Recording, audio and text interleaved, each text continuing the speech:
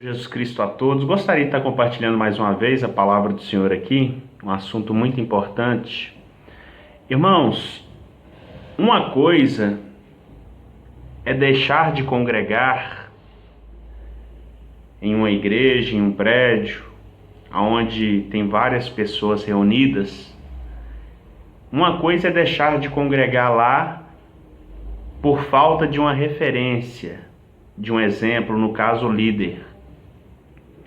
Jesus, ele foi um líder exemplar. Paulo também. Paulo passou a mesma coisa para Timóteo ser exemplo. Então, eu entendo que a igreja ela é imperfeita, ela é cheia de falhas, até mesmo no grupo de Jesus, aonde ali continha os discípulos, havia falhas. Pedro negou, Judas traiu, Tomé era incrédulo. Havia falhas ali no grupo de Jesus, mas Jesus era exemplar como homem. Jesus, ele foi um líder exemplar, Mas olha o que diz aqui em Hebreus capítulo 10, verso 25, não deixando de congregar como é costume de alguns, antes admoestando-nos uns aos outros, e tanto mais quanto vedes que se vai aproximando aquele dia. Então Paulo ele está estimulando as pessoas a congregar. Mas como eu citei aqui, uma coisa é você deixar de congregar porque falta referência, ou seja, falta uma igreja bíblica que pregue o evangelho de Cristo, texto com texto da forma como ele é. A Bíblia vai nos mostrar isso. Olha o que Paulo diz aqui em 1 Coríntios, capítulo de número 11, verso de número 1, Sede meus imitadores, como também eu de Cristo.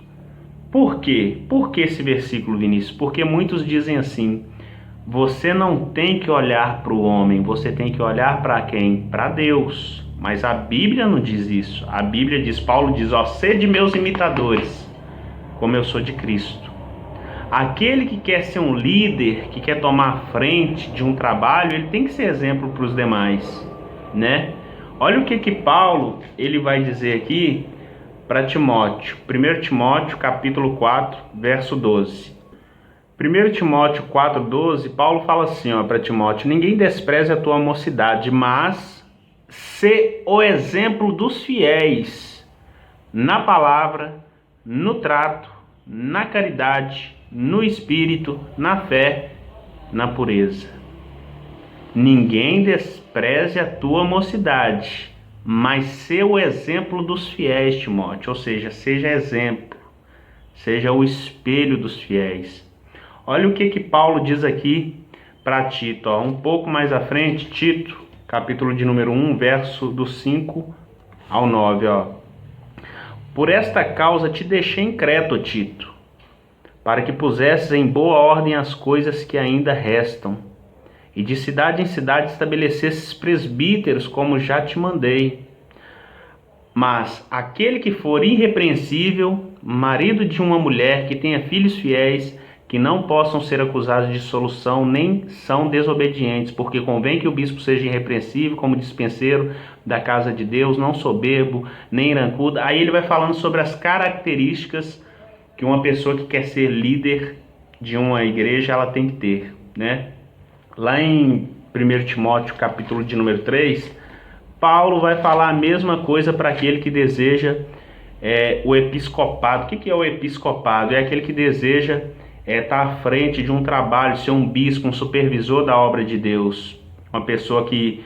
Um bispo também ele pode ser considerado aquele que conduz um rebanho. Olha o que ele diz, 1 Timóteo 3, 1 em diante, esta é uma palavra fiel, se alguém deseja o episcopado, excelente obra deseja, convém pois que o bispo seja irrepreensível, marido de uma... Ele vai falar a mesma coisa que falou lá em Tito.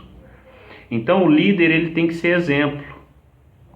Então quando uma pessoa ela deixa de congregar porque o líder está sendo um mau exemplo, ela não está em rebeldia, ela não está em desobediência.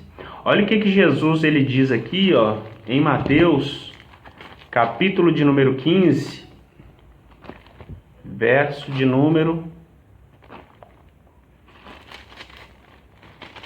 14. Mateus 15, 14, Jesus fala assim: deixai-os. Deixar quem? Os fariseus, os líderes religiosos da época. Porque eles estavam ensinando a colocar as tradições acima da palavra de Deus. Jesus diz assim, ó, deixai-os. São cegos, aliás, são condutores cegos. Ora, se um cego guiar o outro cego, ambos cairão na cova. Deixai-os. Eles são guias cegos, são condutores cegos. Se um cego vier guiar o outro, os dois cairão no buraco. Agora eu te faço uma pergunta: como que uma pessoa, ela vai seguir uma pessoa que está cega na heresia, na mentira, na enganação, na malícia, usando a palavra de Deus para fazer coisas obscuras, né? Olha o que Paulo ele diz aqui ainda para Timóteo, ó. 1 Timóteo 6, 11. Eu vou gravar só 10 minutos e vou gravar outro vídeo, porque senão vai ficar muito longo, ó.